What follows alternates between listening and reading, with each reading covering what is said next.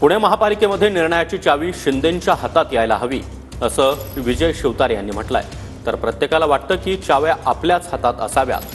प्रदीप देशमुख यांनी हे उत्तर दिलंय। मात्र पुणेकरांना काय वाटतं हे महत्त्वाचं असल्याचंही प्रदीप देशमुख यांनी म्हटलंय।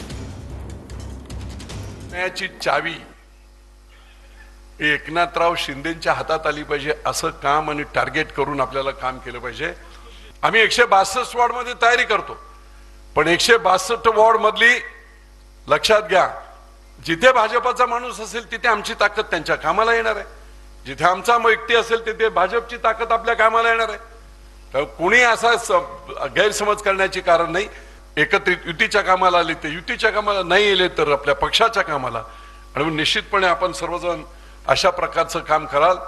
ज्या त्या नेत्याला आपल्या आपल्या नेत्याच्या हाती सत्तेच्या चाव्या हव्यात असं वाटत असतं, पण पुणेकरांना काय हवंय ते त्याच्यामध्ये जास्ती महत्त्वाचं आहे।